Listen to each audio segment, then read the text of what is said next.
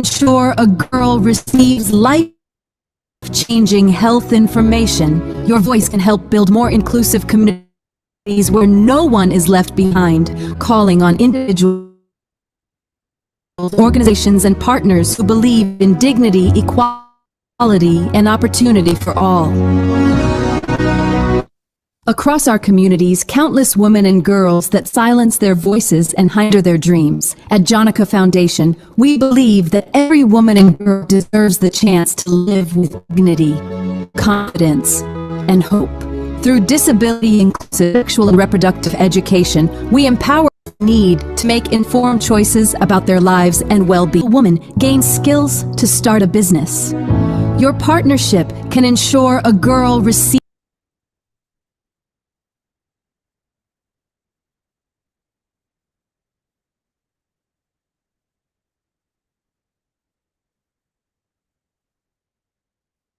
life-changing health information. Your voice can help build more inclusive communities where no one is left behind. We are calling on individuals, organizations, and partners who believe in dignity, equality, and opportunity for all. Across our communities, countless women and girls that silence their voices and hinder their dreams. At Jonica Foundation, we believe that every woman and girl deserves the chance to live with dignity, confidence. Through disability-inclusive sexual and reproductive education, women have the tools they need to make informed choices about their life and well-being. The change we seek is possible.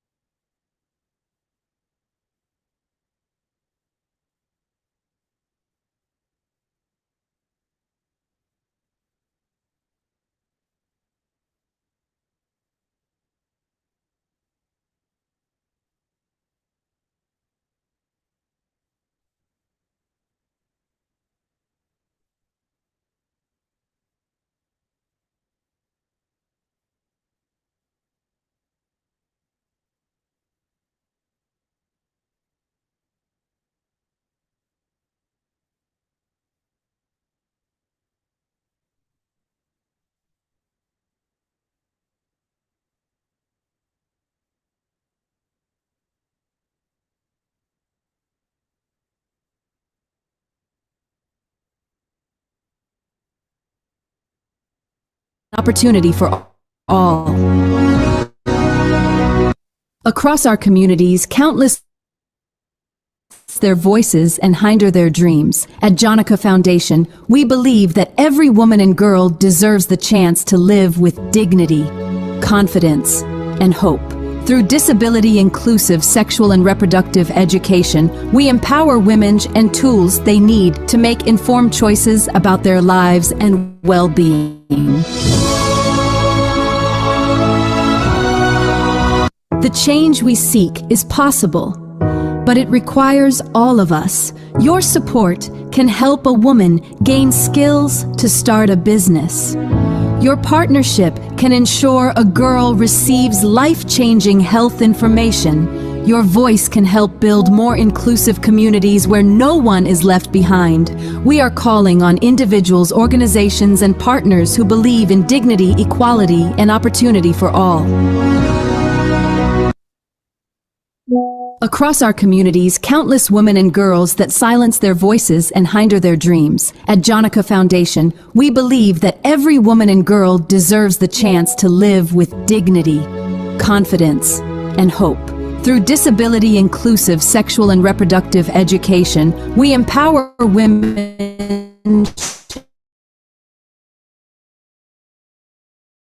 and tools they need to make informed choices about their lives and well-being. The change we seek is possible, but it requires all of us. Your support can help a woman gain skills to start a business. Your partnership can ensure a girl receives life-changing health information. Your voice can help build more inclusive communities where no one is left behind. We are calling on individuals, organizations, and partners who believe in dignity, equality, and opportunity for all. Across our communities, countless women and girls that silence their voices and hinder their dreams. At Jonica Foundation, we believe that every woman and girl deserves the chance to live with dignity, confidence, and hope. Through disability-inclusive sexual and reproductive education, we empower women and tools they need to make informed choices about their lives and well-being. The change we seek is possible, but it requires all of us. Your support can help a woman gain skills to start a business. Your partnership can ensure a girl receives life-changing health information. Your voice can help build more inclusive communities where no one is left behind.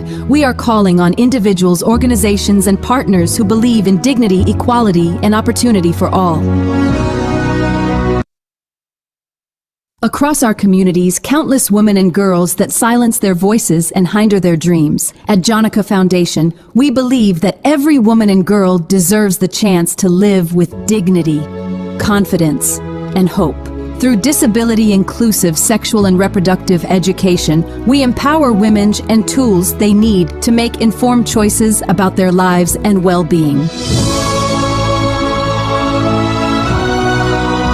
The change we seek is possible, but it requires all of us. Your support can help a woman gain skills to start a business. Your partnership can ensure a girl receives life-changing health information. Your voice can help build more inclusive communities where no one is left behind. We are calling on individuals, organizations,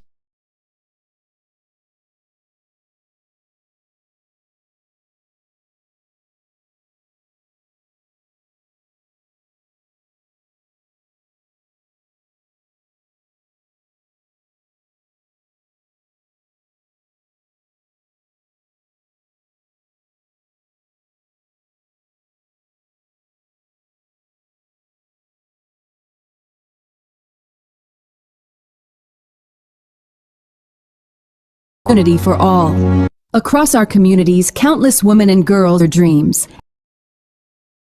At Jonica Foundation, we believe that every woman and girl deserves the chance.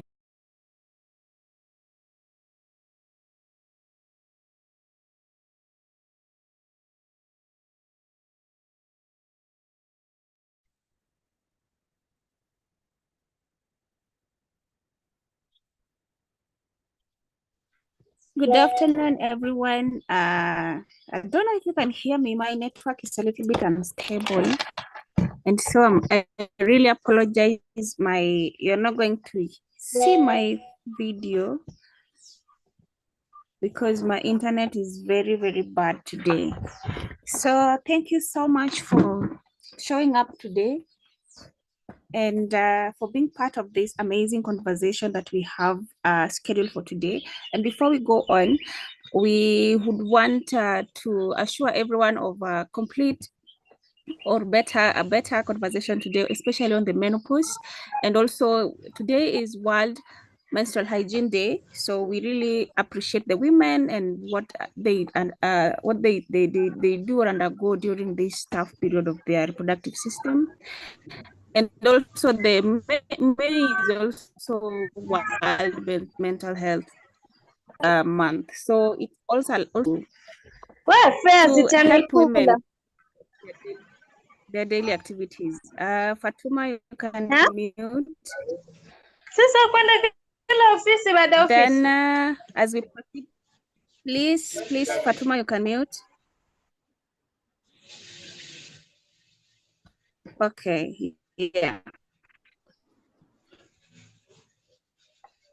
So thank you so much for that. So what I wanted to say is thank you, everyone. So as we start, please introduce yourself on the chat box because we have a lot of you already who have joined. Introduce yourself on the chat box, where you're from, what are you advocating for? And if you're a student, just mention where you are. I know we have a number of our SRHR ambassadors in the room as well. Please introduce yourself. And Colette, help me manage the room. The noisemakers you can mute. So here we have a team of Jenica Foundation team. And my name is Veronica, and I'm the founder of the CEO of Jenica Foundation. I'm here with my team members, who is Dr. Johnson Shola, who is our chairman. I don't know if Shegun has joined as well, who is our director. And then we also have our HR, who is also here, Colette. And our operations officer, Kenon, is also in. So almost the whole team is here. Okay. So before I talk much, we have three speakers. We have midwife Angelina from Ghana, also who's going to talk about a topic. Then we have Dr. Kamau Kabugo from Kenya as well. And we have Dr. Hadiza from Nigeria as well. So a lot is in store for everyone, and we are going to have an amazing discussion. So I don't want to take much time. Let me jump to an introduction of what Jenica Foundation is all about and what do Jenica Foundation does. I don't know if I'm audible. Those who have you're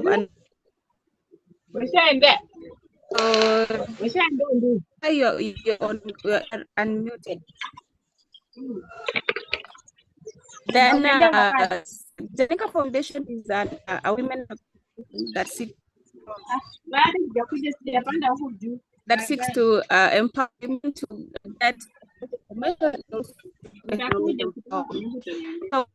Foundation is programs. The first program is called Muliwango Sarashar program, and the Muliwango Sarashar program is talks about the well-being, overall well-being of a woman. And the areas where we majorly focus on is on PCOS, which has been, the name has been changed from PCOS to PMOS. And then the one that we discussed today called menopause, which is also a critical component of a woman. And just a minute, I did something here. A critical component of a woman, which has been forgotten for so long. And then we have our second program, which is called Sauti ya Mama. For those who doesn't know, Sauti ya Mama is basically the voice of a woman or the voice of a mother. So here we try to amplify the voices of women and what they do. Then we have our third program, which is called Imarika. This is where we do the economic empowerment of women, work with women self-help groups, and also to help them to access seed fundings. Then the fourth program that we do is called Pamoja Pulse, where we just bring women together to share their stories at the community level. So in a snippet, that is what Jenica Foundation does at the community level, and we are in Nairobi, Homa Bay, Kiambu, Kilifi, and Narok as at now, where we do our implementation. I want to address that we also have our SRHR ambassadors in the also helps us to do some of the things. So thank you everyone for joining, and we hope that we're going to have an amazing discussion and what have you. So before I proceed, let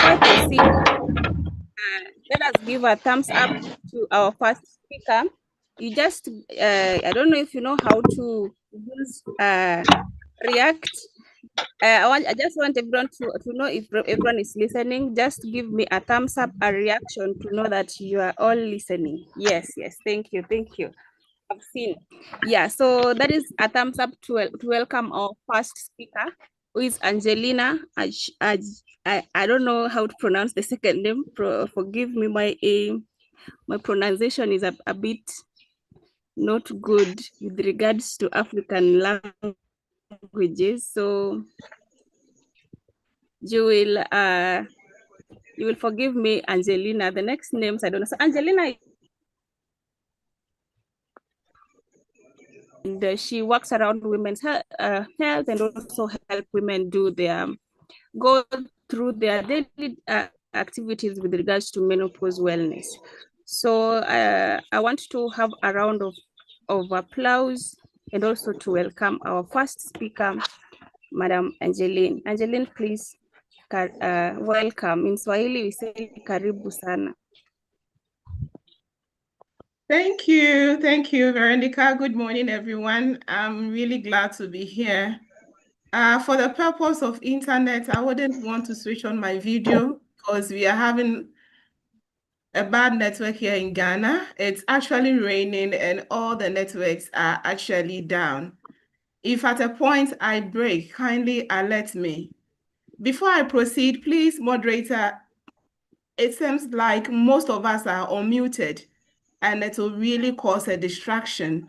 So if you can mute all those who are unmuted, or please, if you have joined and you are not muted, kindly do so for us, please. Thank you very much. I'll go ahead and then share my slides.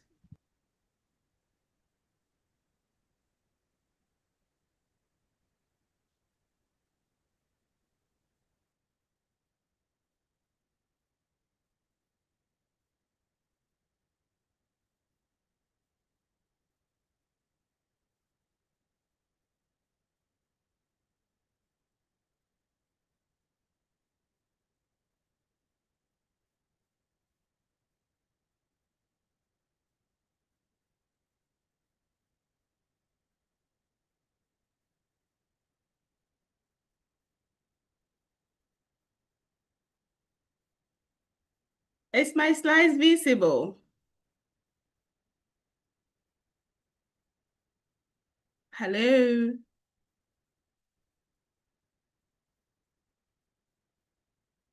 Okay, okay. All right, so I'm Angelina Boche Champon. Just like Veronica said, she couldn't pronounce my name, but I can pronounce it. So I'm actually a midwife by profession, currently a resident at Ghana College of Nurses and Midwives, where I'm specializing in women's health.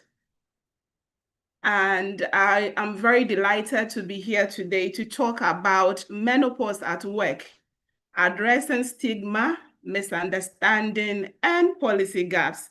Jonica Foundation is doing excellently by trying to break the stigma around menopause. So when they contacted me, I was really happy because I knew that this is the area that we are lacking behind. Today is World Menstrual Hygiene Day, and I know most of us are celebrating it. How many of us know about World Menopause Day? Probably it could be a few of us. And that is why we are trying to let people know, let the world know that in as much as we menstruate, there comes a time that we would have to stop menstruating. The process through which we get to that side affects what we do as women. And there's a little knowledge and then awareness in relation to that. And that is why we are here. Without much further ado, I will start. So this is going to be the outline of the presentation. We would have our objective, our introduction. Of course, there are key findings and data to support what we're really doing, common misconceptions and workplace stigma, impact of low awareness on well-being and performance, the gaps in workplace policies, practical recommendations for inclusive workplaces. And then we have our menopause kits used to help women to know what they have to do. Our objectives will include that by the end of the presentation, all of us here will be able to identify common misconceptions and stigmas surrounding menopause in the workplace. We would have to understand how menopause affects women's well-being and work performance. We are going to recognize gaps in workplace policies and then have support systems. And finally, we are going to apply practical strategies to create inclusive and supportive work environment.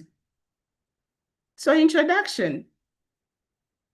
I understand most of us here are workers. Some of us are HR or all companies and what have you. That is my audience. As women, even in our daily lives, there are times that when we do things when we are in the youthful age, but then you notice that there's this employee of yours. At first, she was very good. You know, she comes to work early. She does things on time. She's always the first to report. She's always the first to submit things. But then lately, she started missing deadlines, forgetting tasks, avoid even meetings. What you would assume at first, most of us assume is probably could be due to stress.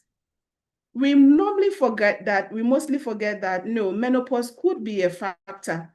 And that is why we are here. So in our introduction, a high-performing employee suddenly starts missing deadlines, forgetting tasks, avoiding meetings. Most workplaces will start assuming that it's a performance problem. Oh, because she's growing old or because she's being stressed. That is why these things are happening.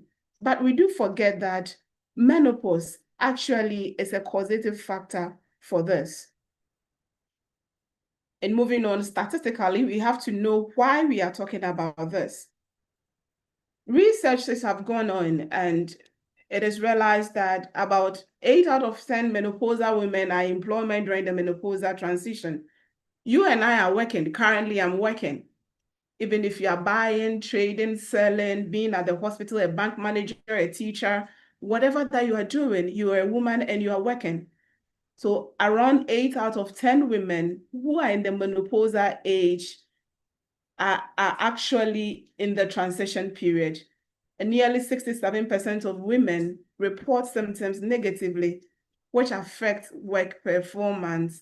And 50% report being unable to attend work at some point due to menopausal symptoms. In many African workplaces, all these data that were done mostly was around the world. In Africa, we were also doing our own. Menopause is experienced privately but suffered publicly. That is because of the stigma around menopause in our workplaces.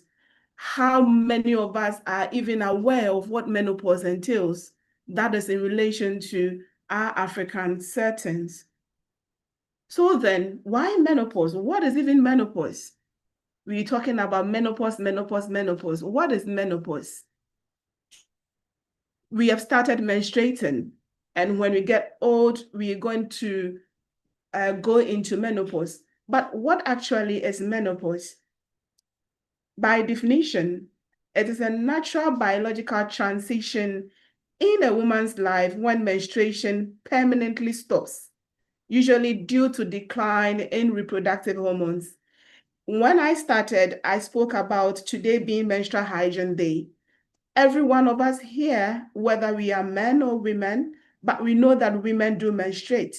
There are certain hormones that guide us, that prepare the body of a woman or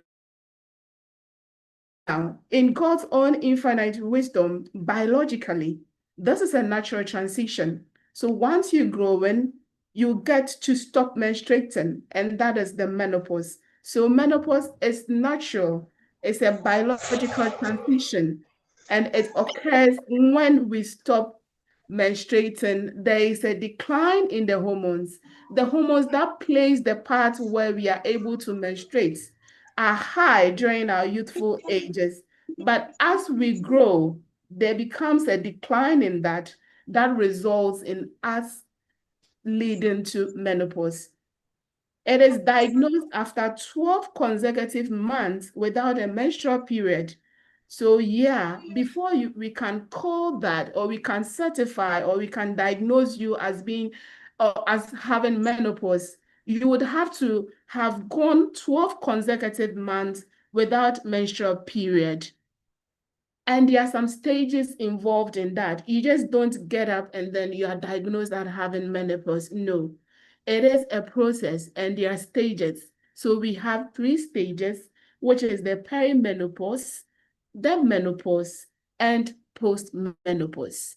I take it again. We have 3 phases of the menopause. So I, Angelina, am approaching menopause. And I know that menopause is a natural biological transition.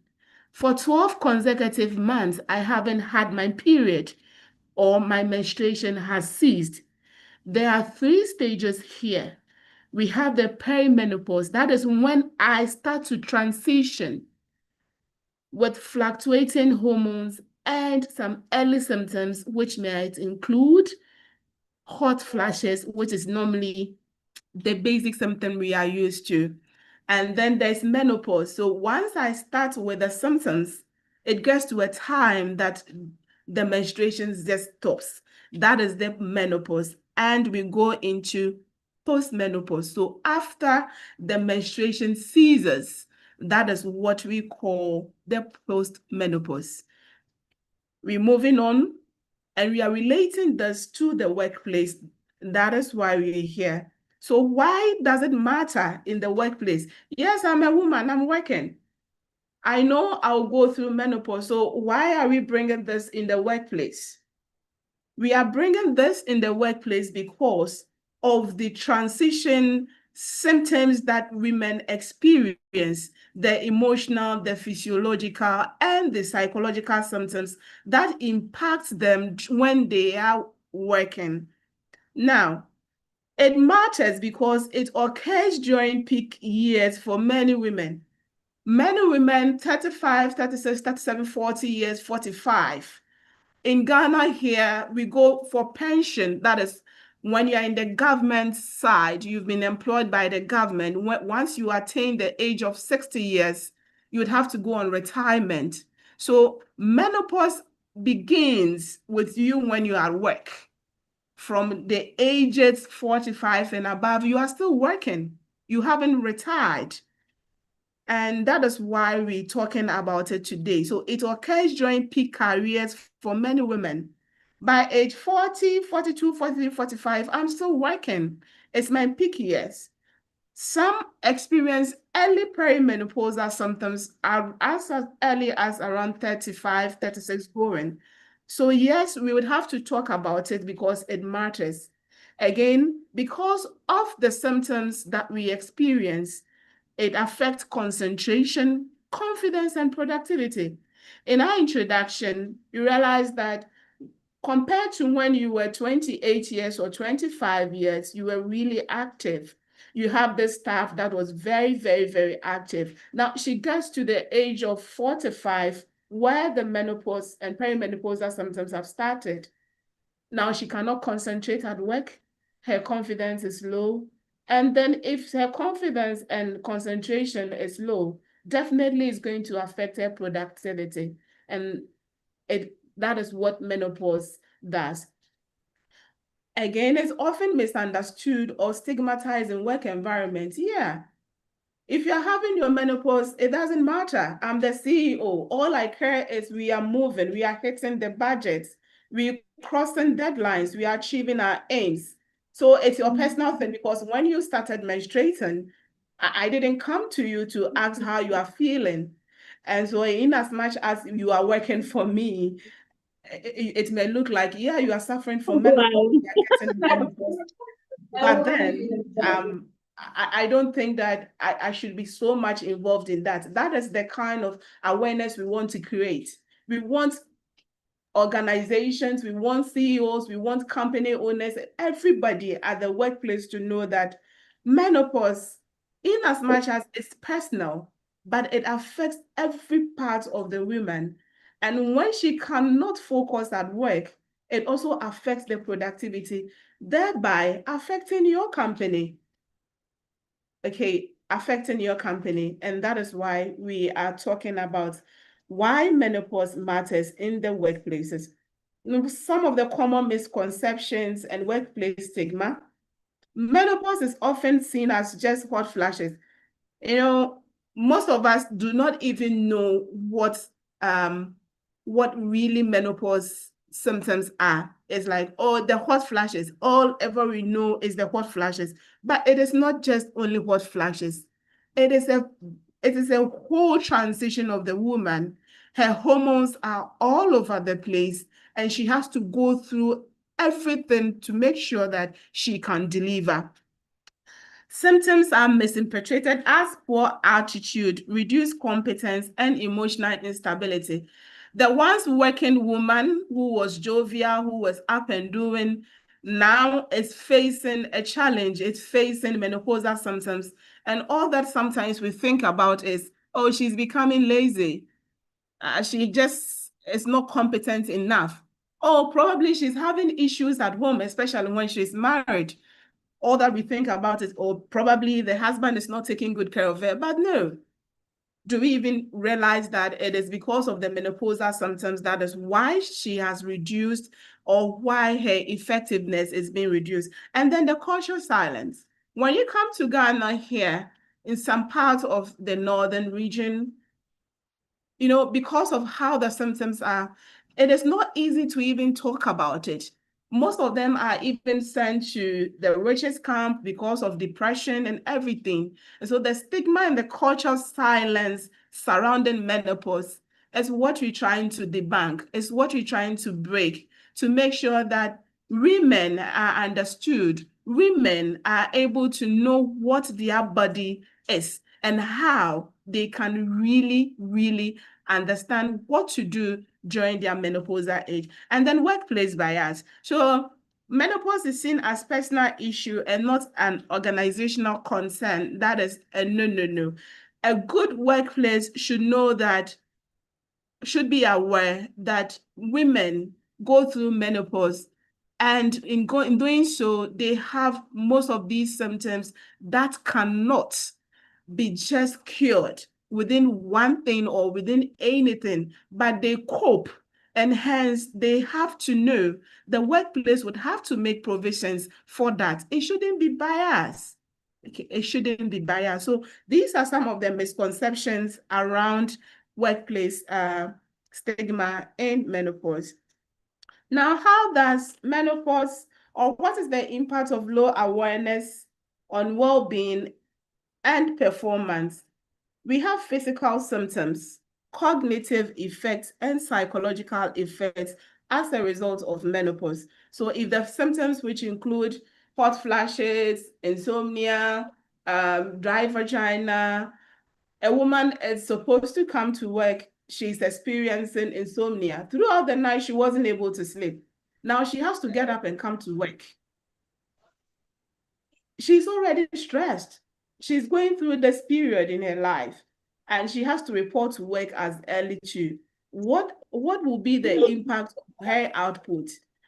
One, she couldn't sleep throughout the night, and she has to report to work. All these things impact women at work, and it's going to affect their productivity as well. There are also cognitive effects. Remember in the beginning, I said that all these things are natural phenomenon. We have cognitive effects there. The brain is responsible for what we go through. The brain is responsible for the hormones reduction. All these things occurs, and it having an effect on the woman physically. She cannot concentrate. She's depressed. She cannot sleep. She's just so weak, but she has to turn up at work. Now, if this woman is aware that when it gets to a certain age in her life, she will go through all these things. She's aware and starts making preparations towards it. If the CEO at her workplace is aware that once the woman gets to menopause, these symptoms would have effect on her output, there is something that the CEO can do at the workplace that will help the woman when she gets or when she starts experiencing this. So this is what's the impact of low awareness on well-being and performance of menopause at the workplace.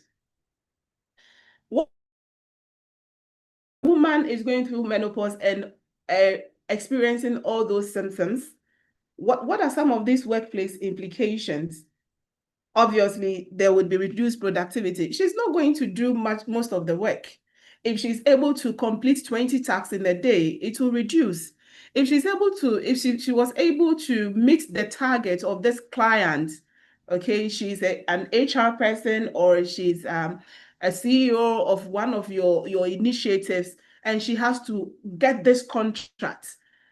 When she was not in a menopausal age, she was hitting all the contracts.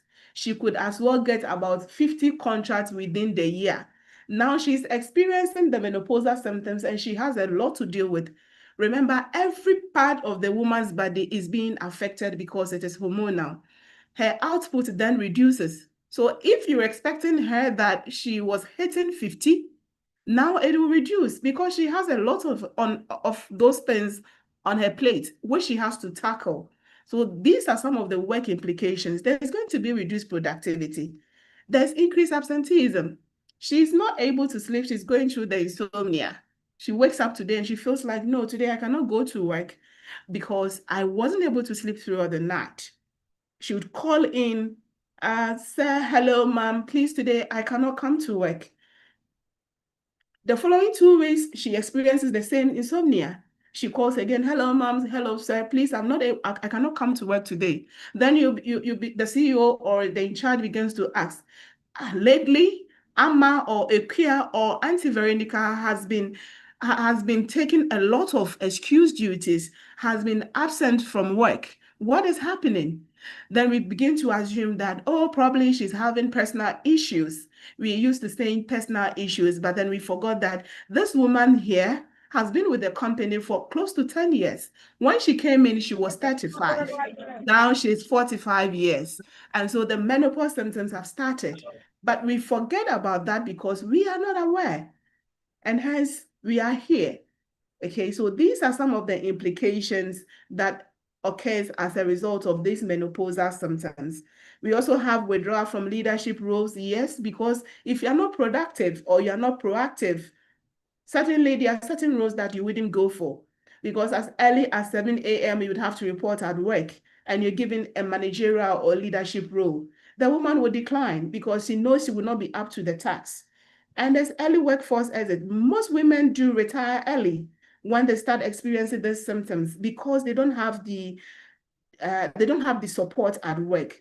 Yeah, we are moving on. And we identified gaps in workplace policies and support systems. All these talk, we're talking, all this awareness that we're creating, it's because that there is not enough policies and support systems at our workplace. There is not enough work policies and support systems.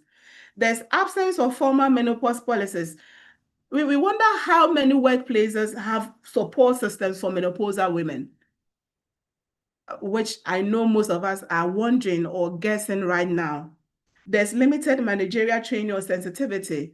As part of company CSF, I really may not know or have the accurate data, but how many companies out there train women or train people to learn about menopause are even aware that menopause symptoms really do have effects on women and hence decrease their productivity wherever that they are working.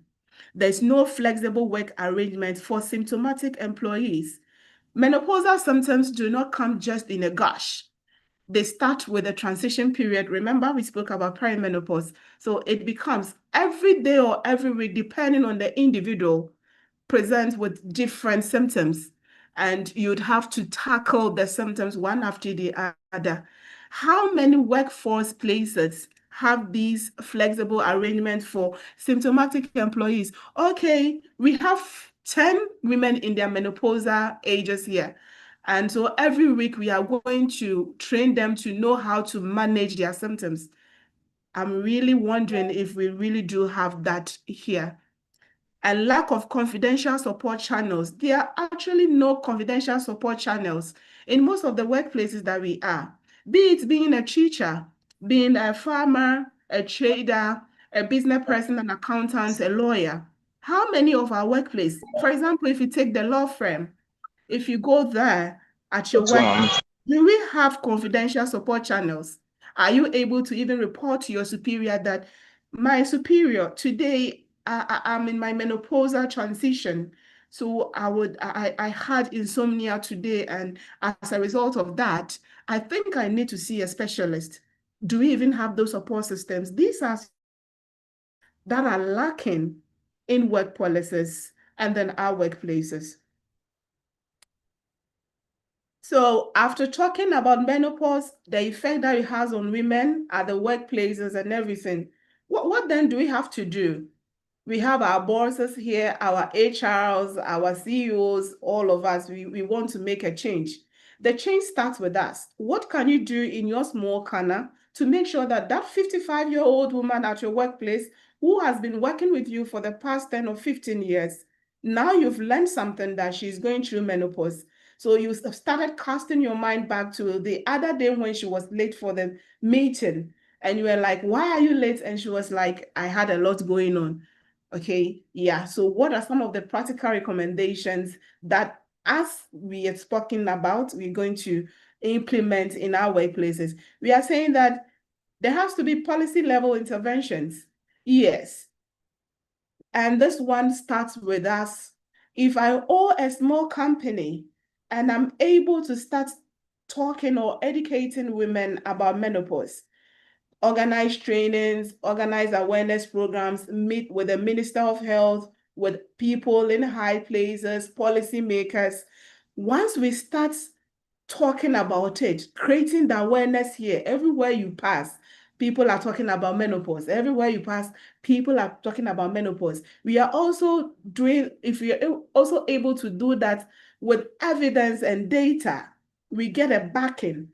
And then we are able to integrate these interventions to the policy level. So just like Jonica Foundation is doing, just like She Showed is also doing, just like my other two doctors are also doing wherever that they are, this becomes an awareness. So the government then comes in and it's like, okay, now we've seen that these are what is happening. These are some of the stuff that is happening to women when they get to their menopausal age. What do we do about it?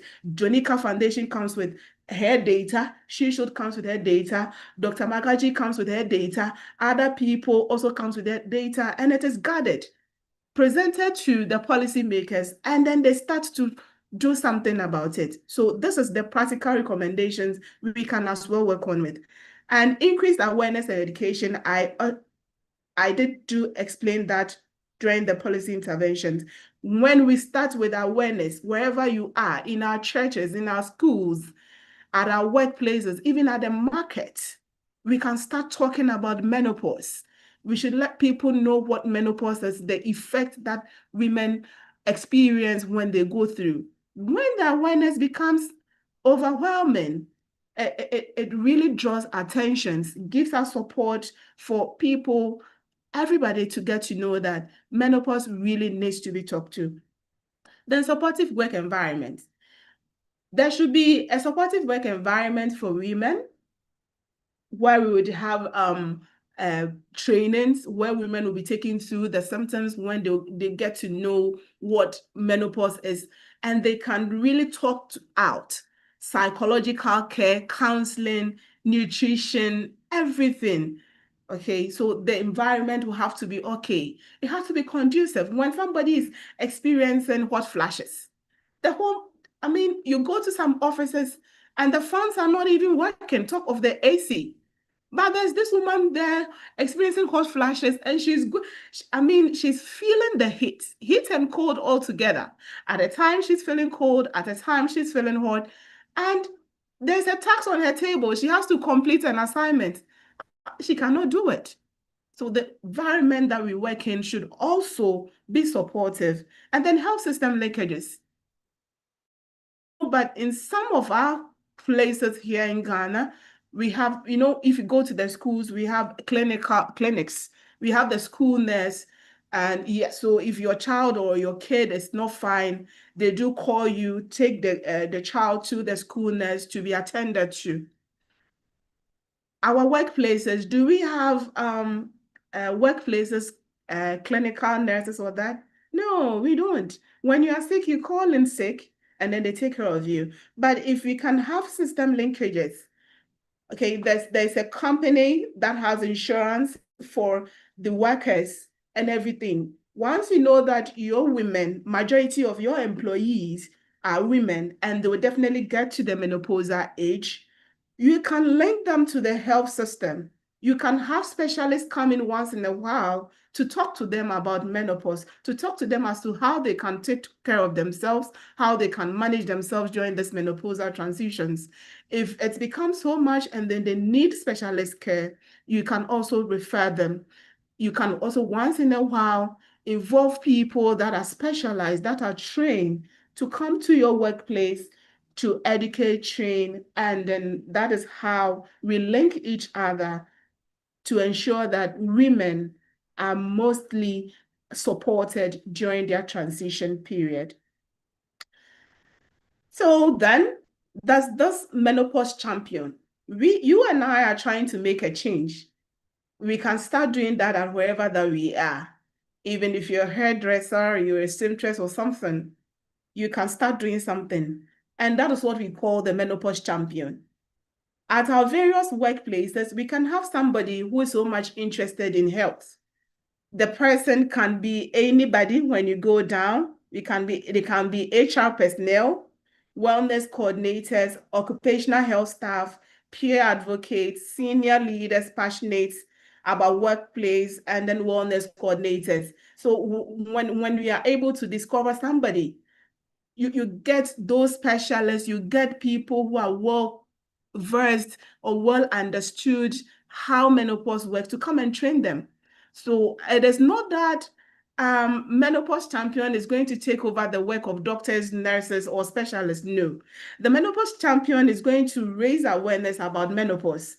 He or she is going to reduce stigma and misinformation, promote supportive workplace culture, and connect employees to available support systems.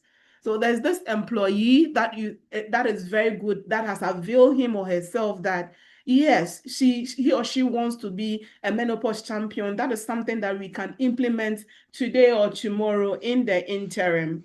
You get your staff, get a well-trained nurse, doctor, midwife, or somebody that has a good knowledge about menopause to come and train them. Now, after the training, there has to be somebody that their employees would have to report to.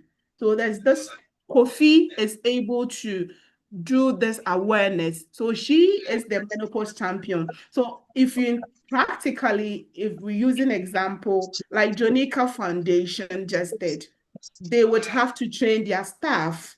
One of the staff, Madam Veronica, is interested in being a menopause champion. So she's also taking through some specific training. So Madam Veronica's job is just to raise awareness about menopause in the workplace.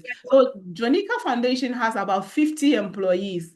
15 of them are women, and they are approaching their menopausal age. Madam Veronica's duty is to raise awareness about menopause, to teach these 15 women that, my dear, you are in the menopausal age. These are some of the symptoms that you experience. If you need any help, let me know. So she has records of the women. If they report late, she will find out from them if it is any of the symptoms or if it is because of what they are going through. That is the work of the menopause champion. And this really works. I hope by the end of the webinar, we are going to try this in our small corner where we are. And then we ended up, as she showed, the organization that I founded. We do education and stuff, but the workplace, once we have a champion, what is next then? We always talk about menopause, but how do we help these menopausal women? So we developed kits that could also help. We developed some kits, we are developing the kits, and that could also help. So for practical items for workplace use, we have the workplace professional kits, that can be adopted or that can be bought and by the company to supply to their women that on their menopausal journey. So if you have a look at it, we have the workplace professional kit, which includes a mini fan, a journal, some teas, anything at all, just to make sure that the woman is comfortable. Because not every woman will even think about getting these things. If she doesn't know that the symptoms she's going through is as a result of menopause, she's actually not going to do anything to help. And at the end of the day, the productivity will come low and it's going to affect all of us. So once there's a menopause champion, she can also correlate with us. She showed if you get in contact with Jonica, we can get in contact with this. You can as well supply. You can add it in your workplace budget. At the end of the year, the whole year, these are the number of women that we have at our workplaces. And most of them are approaching the it's souvenir. You can give it to them. And it's one of the best souvenirs you can even have because you're thinking about the woman. You're thinking about women. You are impacting their lives. They're not only going to be trained to know their symptoms, but you're actually giving them practical things that they can work with. If she's suffering from hot flashes, she can use the fan when there are no lights or wherever that she is. If she's in the middle of a board meeting, she starts having the hot flashes, she can use the fan there. Though there's an AC, but she wants the AC to be increased. But you there, you are not experiencing menopause. But she is experiencing the menopause and hot flashes. So if the AC is at 16, she wants it down.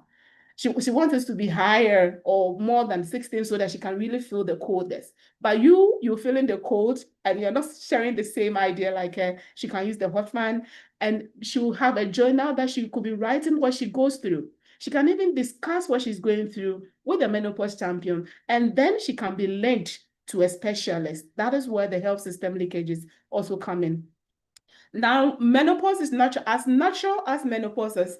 There are some of we women that goes through a lot of surgical procedures. Any surgical procedure that we go through that results in you having to probably if you do something like hysterectomy, total hysterectomy, all these things you go through, you are naturally being induced to go to have menopause. And so we also have a kit for those who have gone through surgery to aid them with their recovery as well. So in as much as somebody goes through surgical menopause, she would definitely have to report at work. Yes, the fact that she has gone through surgeries, women are strong. We go through surgery and the next 2 weeks or 3 weeks, we are at work, we've resumed. What are we doing for this woman at our workplaces? We can as well get them some of these practical menopausal kits as souvenirs bought by the company, and then practically we are all solving and making sure that menopause awareness is integrated in our workforces. Yeah, these are some of the items as well. And so I'm concluding. We've learned a lot today. We spoke a lot about menopause and the need and why, the awareness. So in concluding, we are saying it's a natural transition, but it's a workplace impact is often ignored. There is stigma, misunderstanding, and lack of workplace support, which affect one, the productivity, confidence, career progression, and then workplace retention. When workplaces support women through menopause, they retain experience, strengthen well-being, and improve productivity. That is what we are saying about menopause at the workplaces. If we understand what menopause is, if we are able to let women know what menopausal symptoms are, and they are able to care for themselves, we understand that it's a natural transition. But then if this natural transition is having effect on how a woman is able to work at her place, then it means that we have a lot to do. And then in concluding, we would have to support women through menopause. If we support them, we are able to achieve our aim.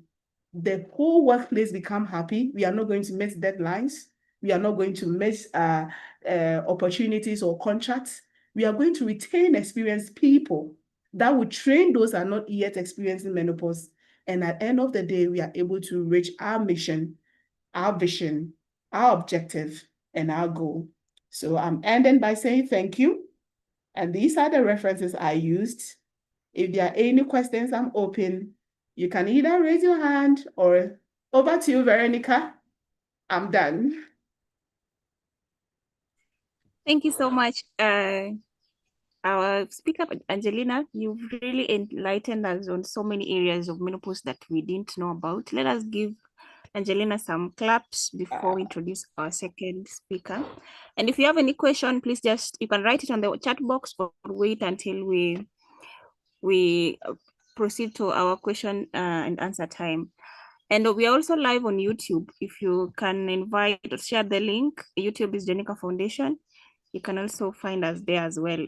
This activity is being shown live on YouTube. So we're going to our second speaker, who is called Dr. Kabugo Kamau. And Dr. Kabugo is a professional, a physician, and also founder of Women Cafe. He's also a dedicated healthcare professional and a leading advocate of specialized midlife women's health. She's also the founder of Women's Health Cafe.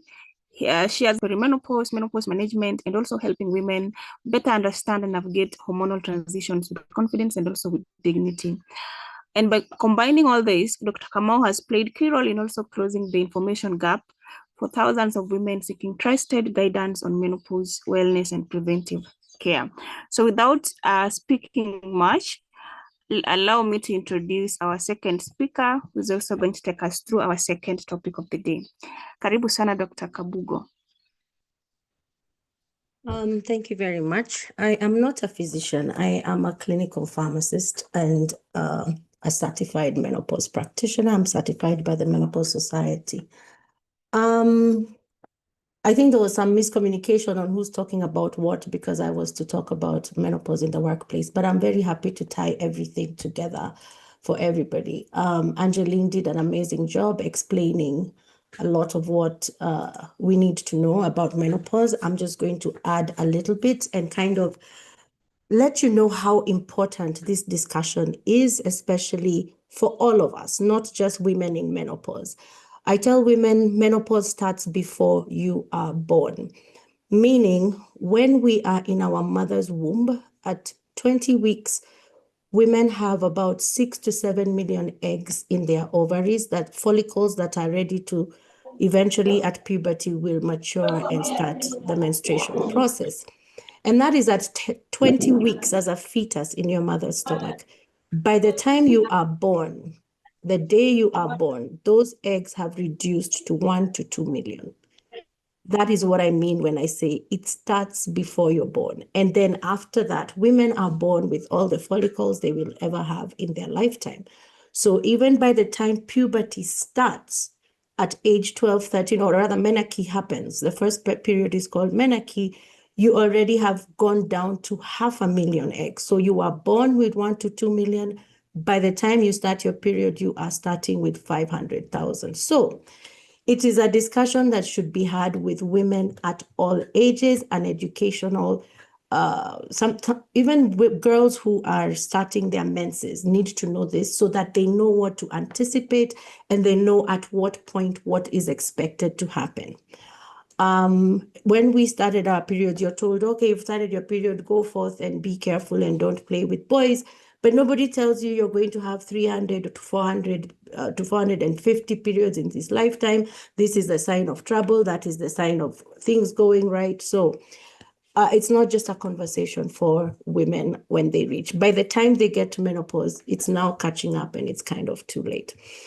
The other thing is Angeline did a good job of describing the different stages of menopause. And even as she described them as 3, menopause is actually staged in 10 different stages, and it's all dependent on what's going on at the time. Now, we needed to give the information about what age does this happen. Menopause, again, like she said, is a one single point in time. It is the day, if you go without a period for 365 days, that the day 366, we say you're in menopause, and in day 367, you're postmenopausal. So menopause is an instant, it's a moment. After that, you're either postmenopausal. So you're either post-menopause, and for most women who have majority or most severe symptoms, is the perimenopause. Now, we don't have much data for Africans, but in my involvement with different stakeholders around the continent, it has been noted that menopause for African women does come a bit earlier than others. So while you'll hear the average is 51, then for us it's about 49 or thereabout. Now, that said, when do we anticipate this? It's between the ages of 45 and 55 for most women. But then there are women who can go into menopause between 40 and 45. That is what we consider early. So when we say you have early menopause is when we refer to you who has had your 12 months without a period before your 45th birthday, but after your 40th. Now, anybody who starts menopause below the age of 40, we call it ovarian insufficiency, because that means it's a little too early and something else is going on. And that usually takes some investigation. Now, when we say perimenopause, and the textbooks will tell you perimenopause will start anytime 2 to 10 years before the actual menopause, then that tells you if the range for menopause is 45 to 55, then perimenopause would possibly even start at 35. And the reason why perimenopause is such an important conversation is because at 35 or in your 30s is when you're having children, you're building your career, you think you have now finally gotten it together. And then now your period starts doing the shorter cycles, longer cycles, heavier cycles. And it actually becomes even more confusing for women, because what are you told? You're too young. When you relate age and menopause, it's always thought as an older person's condition. But at 35, and I've seen women go into menopause at 33 and 34, I see all manner of women. It's also the misinformation that it happens to old women. It doesn't. The perimenopause season starts quite early for some women. And so we think about, why is this conversation? Yes, we're talking about menopause in the workplace, but what are the health implications of this transition? One is, as estrogen declines, your heart is affected, your bone density is affected, the elasticity of your blood vessels and your skin is all affected. With progesterone, the fluctuations are the primary drivers for insomnia. So when women start losing sleep, it's an indicator that their progesterone has started declining. And incidentally, progesterone starts its decline before estrogen. And sometimes we focus on estrogen because, yes, it is the major female reproductive hormone, but we actually have all of them. We have progesterone, we have testosterone, and sometimes we focus too much on estrogen and then we forget that there's other players in this game. So progesterone is usually the first one to decline, which is why a lot of times insomnia is one of the initial symptoms that women see.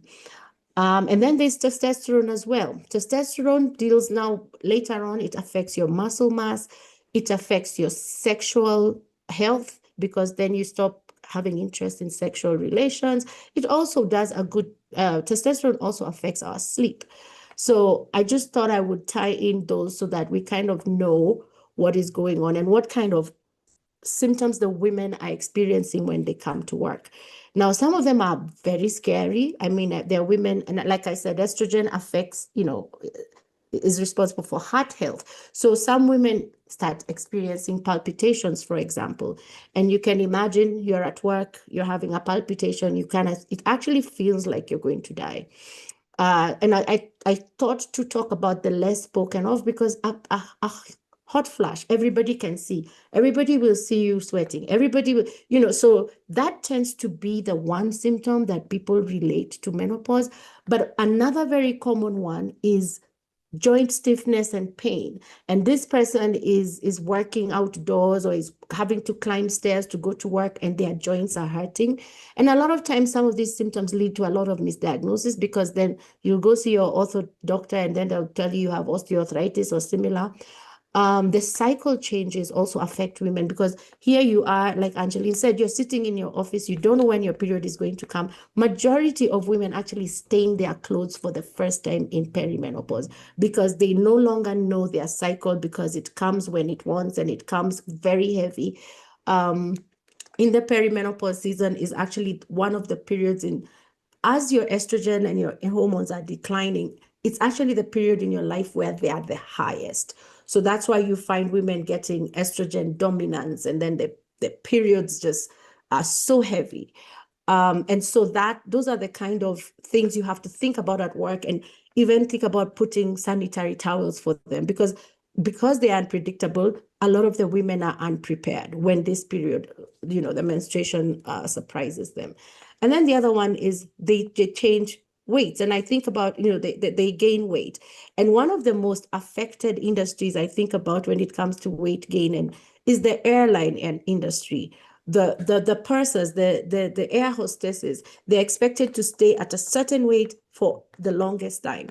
And once you start gaining weight and not even knowing it's your perimenopause, then you're requested to start working on the ground. But most times it's always associated with weight, but it really, with aging, but it's really more ovarian aging or perimenopause that is going on at that point. So I'll see how else I was going to tie this in. So what are the challenges that a lot of the women I see come and say is, one, we had a conversation 2 weeks ago with doctors who are mothers, and we were having a layman conversation with them about menopause. And so you can imagine many of them now then admitting that even in surgery, she's working, she's in surgery, she hasn't slept, or she's irritable, and then she suddenly forgets the name of the tool that she wants to complete this surgery. It's a reality. You have cognitive lapses, you have brain fog, you can't concentrate. And it happens to women it doesn't matter what profession you're in. I say, as long as you were born with ovaries, you will go through menopause. So it is happening to your house help at home. It is happening to the attendant at the pump at the petrol station or gas station. It is happening to the CEO at the bank, where they're having, and most times the people outside of you will notice sometimes. And then what women learn is to have coping mechanisms or ways to cover up, but it is tormenting to them on the inside. And many women fear that they're coming down with dementia. The good news is once you get postmenopausal, a lot of this comes back. It's just that you need to know what is happening. The other thing is, how many of these women then end up quitting their jobs because they can't handle the pressure. They are at the top of their game. They're the ones who trained everybody under them. But now when they stand up to speak, they lose words, they can't focus, they can't remember what they just said, and that begins to scare them enough out of the workplace. Now, so the symptoms and so concentration loss is a big one. Insomnia and the resulting fatigue is a big one. The confidence gaps, you start self-doubting, you start having imposter syndrome. You're thinking, I've done this for 20, 30 years. How come I'm not able to do it now? And those are the kind of things that end up pushing people out of the workplace if they're not supported. So women the kind of woman we're talking about, and I don't like to leave it at the 45 to 55 age, but let's talk about the 45 to 55 age. They're usually at top of their game. They've worked for these companies for a long time. So they hold institutional wisdom. They have mature decision-making skills. They have dynamic leadership skills. And those are the women you want to be retaining, because then you can have a multi-generational kind of staff, kind of like families. Families have newborns, babies, they have toddlers, they have teenagers, they have all the way. And that's how the workplace really needs to look like. And that is why it's so important that we keep these women working and supported. And then again, these women, especially if we're talking in 2026, they are what we call the sandwich generation. They are breadwinners, but they are also taking care of their own parents. So their parents are aging, and then they themselves are raising children. And then they are the mentors in these companies. They are the senior managers. So supporting them is not just a health issue, it's also a, a very brilliant strategic business retention move, because we no longer retire and go to the farm. We retire and then we stay. We were just here. So many women want to work until they're 70, and essentially we should let them work until they're 70. Let them decide when they are ready to exit the workplace, and not because of the pressures of menopause. And then here in Kenya, we had a recent study in Kiambu County which showed that menopause directly affected the productivity. It impaired a lot. It was actually nurses taking this. It impaired their judgment at work, and many of them would be absent at work because, again, there's so many things that surprise you. You didn't sleep enough. Your period has suddenly come. It's so heavy, and so there's a lot of absenteeism. But what we know is that retaining a senior manager prevents the high cost of recruitment, which, by the way, by the time you let this person go because they're not being able to keep up, to replace them will cost you 1.5 to 2 times their annual salary. So for many, it's more reasonable. I mean, it's actually makes more reasonable judgment for a company to retain these women and then support them accordingly. So what are these simple things? And I think Angeline did mention some of them. One of them is cooling desk fans. I think it was part of her package, which is amazing. And then giving them a proximity to an open window, because then that way they can open and close it the way they want. And then having constant access to clean drinking water. That is something that many offices take for granted, because even if I carry my 1 liter from home, at some point I'll run out of that. And where can I refill this bottle without having to go to great lengths? And then quiet rooms where women can just go and relax. Sometimes when your mood is all over the place, you just want to go somewhere and recharge. Have those kind of things accessible to these women. And then also, and I'm talking about the environmental things that we can change. The other thing, I've been to offices to have menopause talks, and I'm talking on 5th floor, and the next washroom is on the 1st floor. Any woman who's going through what we call the genital urinary syndrome of menopause with urinary urgency, and then remember there's the heavy bleeders who are now going through the hormonal. If I have to go down five floors to access a toilet, then it will also affect how I feel about coming to work.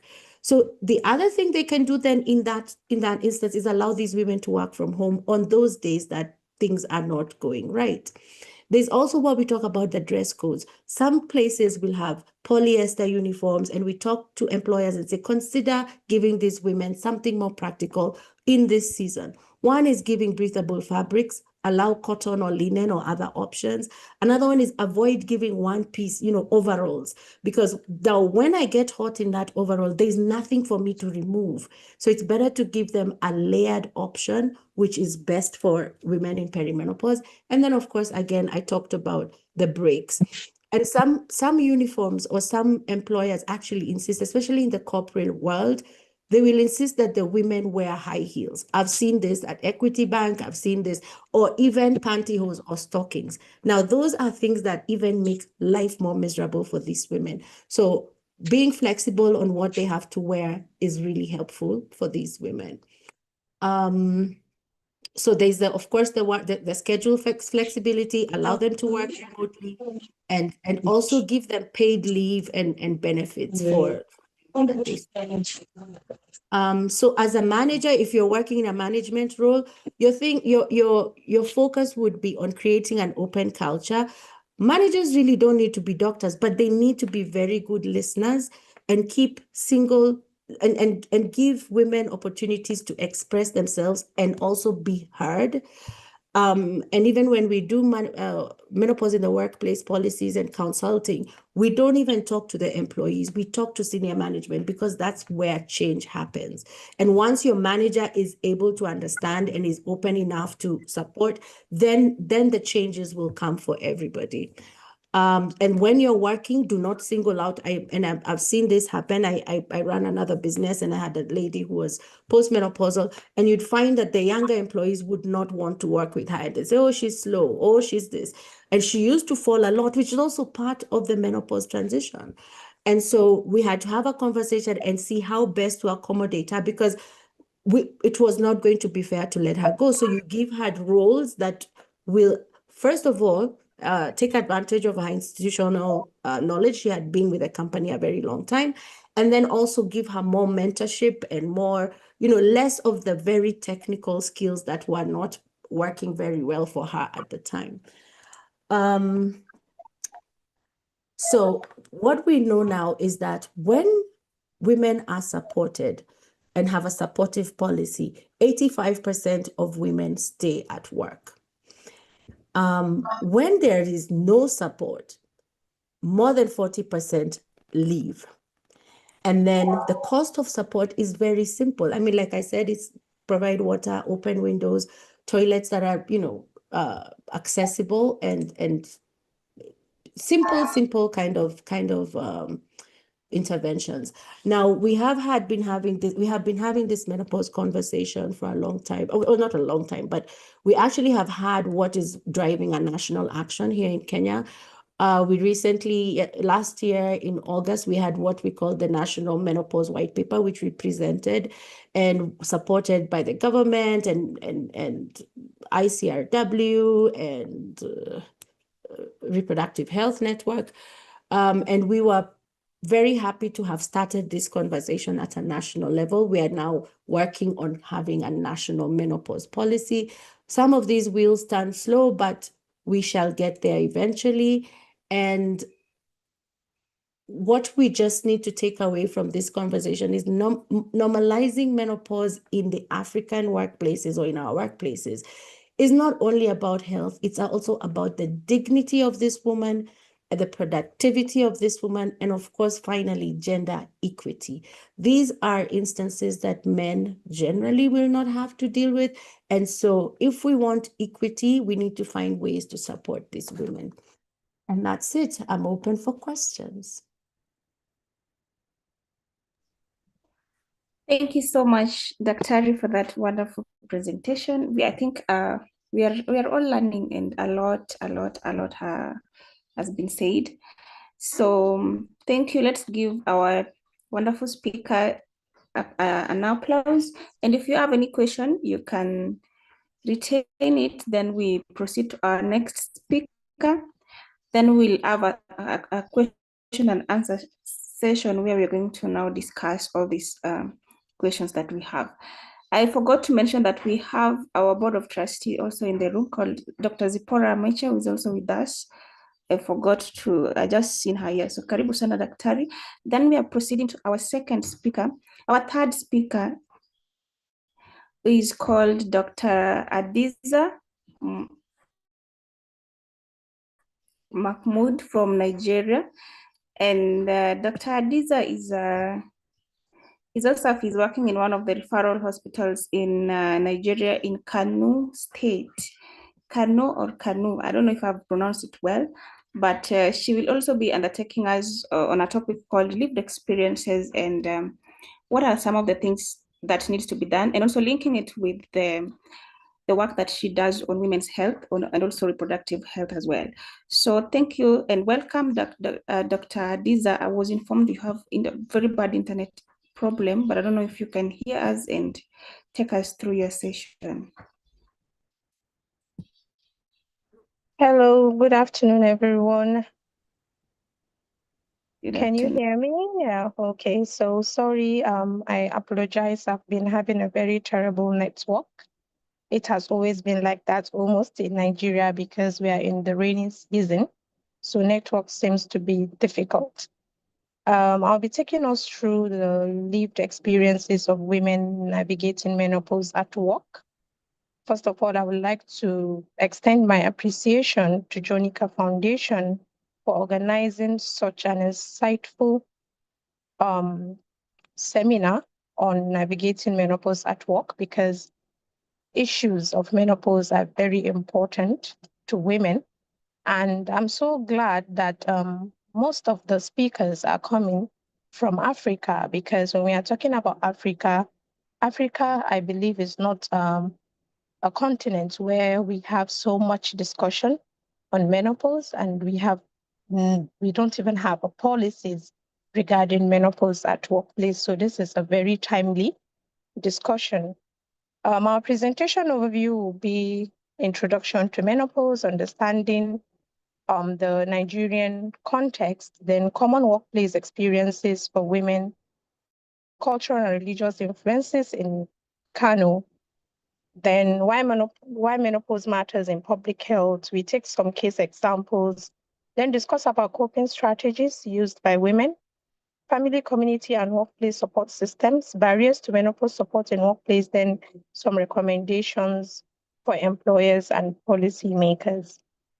As a brief introduction, I'm a physician and public health professional with expertise in community health research, sexual and reproductive health, obstetric and gynecology, maternal and child health.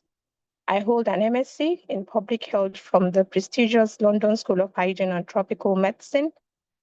And I'm also a fellow of the Royal Society of Public Health, a member of the Public Health United Kingdom, also a member of the European Public Health Association, and a member of the College of Sexual and Reproductive Healthcare, United Kingdom, and currently a trainee in community medicine with the West African College of Physicians under Aminu Kano Teaching Hospital. Just a brief about what my project does.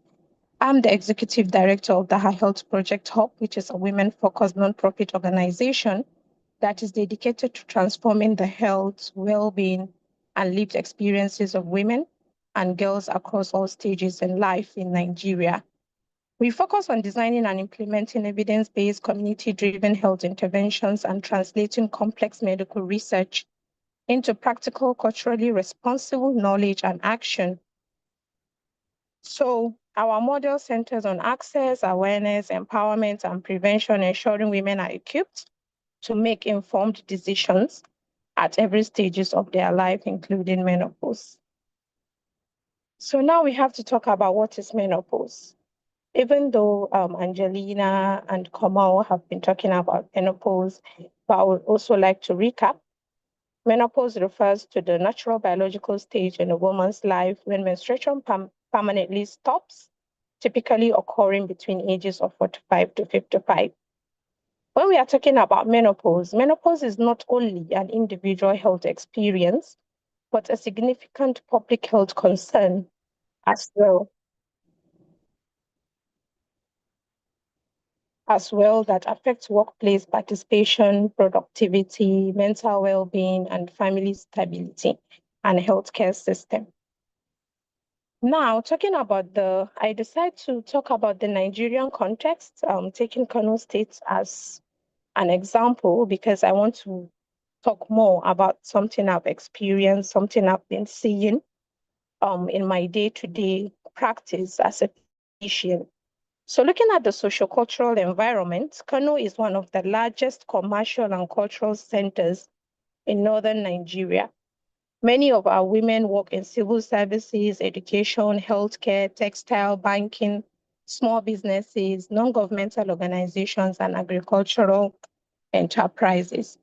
So we have to dwell into some important contextual factors that affect women in Kano State. So looking at the cultural expectation, it is expected that women are often expected to remain emotionally composed, and discussions around some reproductive health issues are usually considered private or even sensitive in our culture. And aging women are sometimes expected to silently endure discomfort because majority of them are the caregivers. So it is expected because of their aging, they are given so many responsibilities that they believe they should endure to whatever discomfort they feel. And then looking at the religious considerations, we have some Islamic values that influence social interaction and even workplace conduct. For example, Kamal was talking about how a dress code should be in the workplace. So taking Kanu as a context, looking at the contextual factors related to religion, we have to dress well covered. We have to apply heavy textiles on our bodies, long sleeve shirts, long sleeve dresses. We are not even permitted to use much of trousers. We have to get our hair covered. We have to get hijab. We have to get some veils to cover up very well in our places of work because we have to interact with men. And according to Islamic teaching, because majority of the religion there in Kano, about 95% of it are Muslims, we practice Islam. So we have to abide by that Islamic values, especially when it comes to that social interaction and workplace conduct. So that also affects women. Then there's this respect for modesty, right? Because we dress in modesty, and Islam teaches us to be modest, and even Christianity teaches us to be modest. And privacy also affects how health related issues shall be discussed. Faith can also serve as a major coping mechanism as well. Then, now talking about workplace realities, we have limited formal menopause policies, as earlier discussed. We have lack of awareness among the employers. They don't even know about the word menopause most at times because we have just limited formal education bearers. And sometimes the workplace doesn't have to be in a formal setting. It can be maybe in a traditional working place, maybe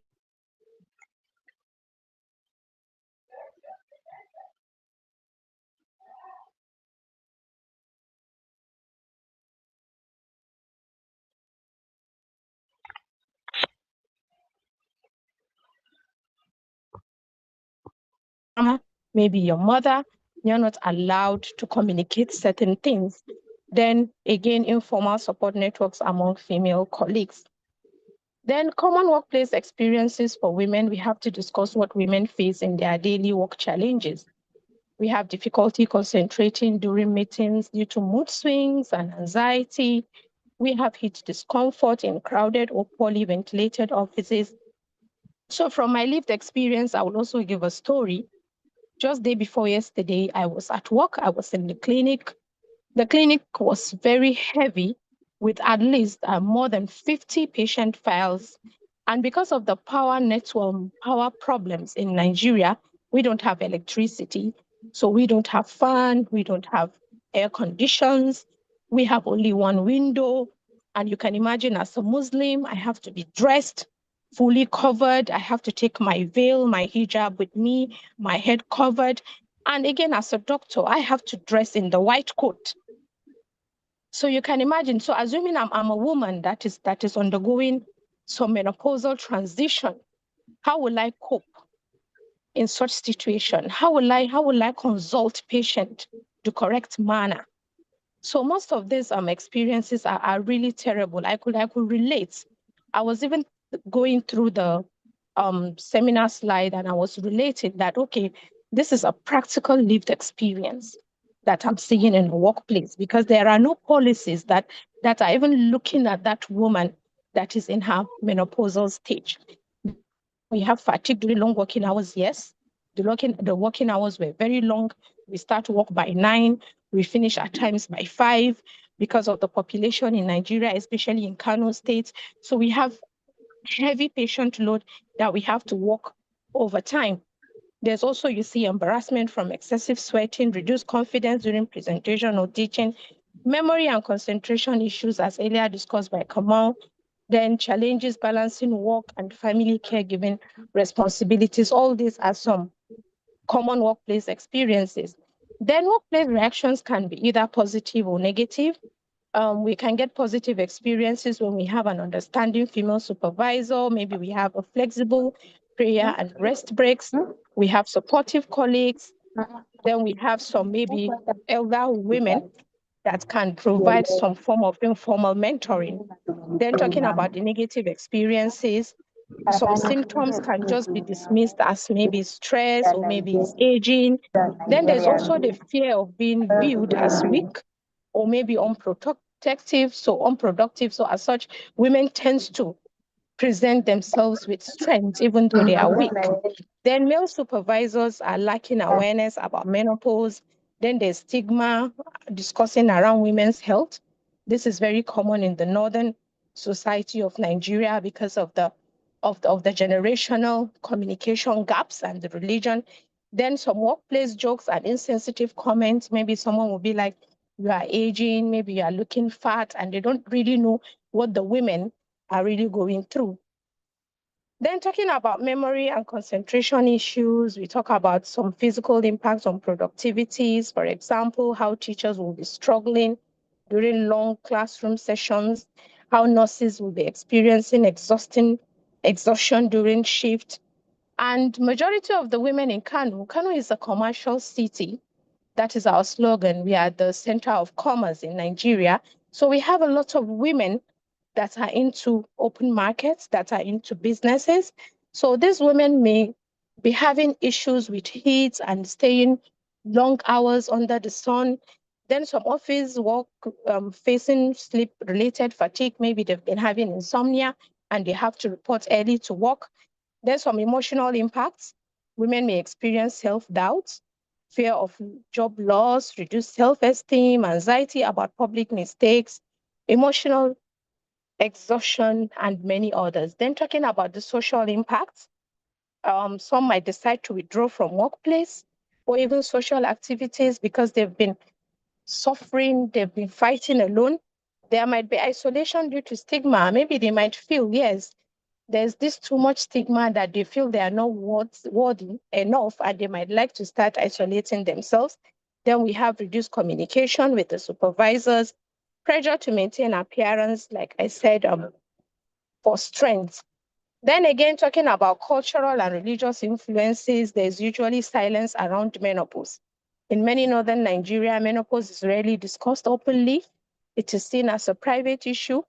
It is sometimes misunderstood medically. They might not really understand that, yes, the woman is undergoing some menopausal transition. Rather, they will be thinking it's some sort of medical condition. Then respect and aging, menopause increase a respect to an elder woman. Yes, elder women are usually respected in our society. They hold that greater authority in family settings, and they tend to possess some leadership roles among younger women. Then regarding to religion, some faith-based coping, majority of women rely on prayers. Yes, we do that in northern Nigeria. Then some religious teachings on how to be patient, how to endure, some religious gathering, as well as some spiritual counseling. Because when you're talking about northern Nigeria, especially Kano, you cannot forget about talking about religion or any spiritual counseling. So talking about menopause in public health, we have to see menopause through the public health lens. So in public health, we have key public health concerns, including the women's occupational health, where menopause affects the physical and mental functioning at work. So public health systems must address occupational well-being for aging female workers. Then talking about mental health and emotional well-being, symptoms such as anxiety, sleep problems, mood changes, and stress can also affect the mental health outcome and social well-being of women undergoing menopause. Health equity. Women in low resource settings may have limited access to healthcare services. Even if they're experiencing these symptoms, they don't even have access to the healthcare service to seek for help and support. Then specialist gynecological care, very rare. In northern Nigeria, not all women specialize in obstetric and gynecology because of the nature of the intensity of the specialty program. Then also health education. Maybe there's this decrease awareness about menopause. We have limited access to health education. Then workplace accommodation as well.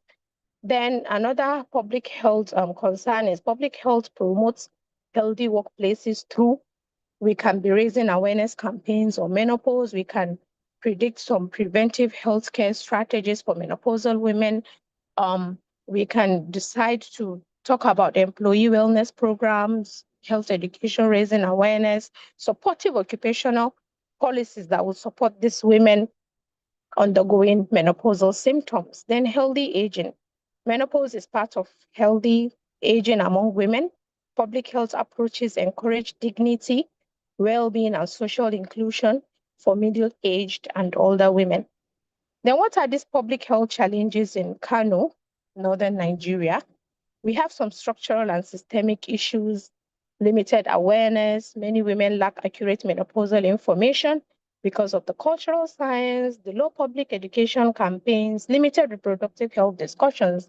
When we are talking about Nigeria, not even Kano State, We don't have that strong sexual and reproductive health care in Nigeria, even in our universities, even in our teaching hospitals. All we have is the obstetric and gynecology. So we view women's health and women's concern in the obstetric and gynecological point of view rather than the sexual and reproductive health care point of view. So we have that limited reproductive health discussion when it comes to women. From my experience in clinical practice over the years and my communication with other colleagues of mine, we don't even discuss menopause. We don't. We are even yet to start discussing about menopause. Even as healthcare professionals, only few might bring menopause as a first differential for a woman maybe presenting into an accident and emergency unit or maybe presenting into an internal medicine department to see a doctor.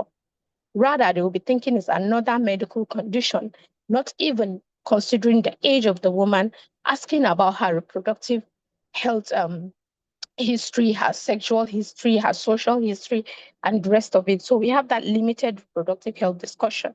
Then healthcare access, inadequate specialized services, when we are not even discussing about sexual and reproductive health, we are not even discussing about menopause. So we are not even talking about having adequate specialized services for these women experiencing menopausal symptoms. Then the cost barrier, yes, Nigeria is a low middle income country where we have a very high poverty level. As such, not all people can afford to pay for even these healthcare services, even when we have the facilities available. Talking about the rural healthcare limitation in the rural areas, we are not even discussing menopause. Because of the high poverty level, we are just discussing about how to eat, how to feed, how to educate the children, how to take care of common childhood illnesses, how to reduce maternal mortality, maternal morbidity. So we are not even yet into the menopause discussion in Nigeria. Then we also have shortage of trained professionals. As I've said earlier, we don't even have trained sexual and reproductive healthcare specialists. So we don't have them. So there's this shortage of trained professionals that can really address these menopausal symptoms. Then some occupational health limitation, staff wellness policies are absent. We don't have occupational health services readily available. Even human resources planning is very devoid. There's some social determinants of health, talking about women's experiences, how they are shaped by the income level, level of education of women, marital status, family support, religious belief, even the workplace environment. Now we have to take some few case examples I've encountered during my practice as a clinician. One is a female secondary school teacher in Kano. She's a 52-year-old that experiences hot flushes while teaching in an overcrowded classroom.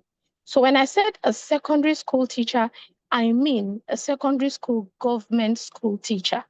Because in Nigeria, when we are talking about government school, that is not a private school. In private school, we usually have limited number of pupils, of students, because of the cost.